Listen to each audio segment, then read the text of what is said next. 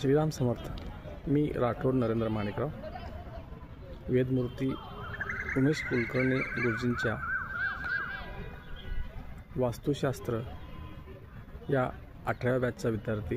आज मी आमच्या घराशेजारी असलेल्या मैदानावरती माती परीक्षणासाठी आलो होतो.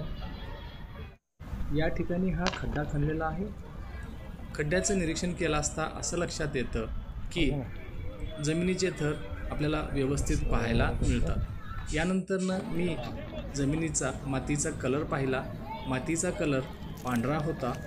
स्पर्श केला असता माती खडबडीत लागली आणि ज्यावेळेस मी या मातीचा गंध घेण्याचा प्रयत्न केला तर याला विशेष असा कुठलाही गंध नव्हता. पांढरी माती यावरून असे लक्षात आले की ही माती बुद्धिजीवींसाठी चांगली आहे. यामुळेच या ठिकाणी शिक्षण संस्था आपल्याला पाहायला मिळतात. धन्यवाद.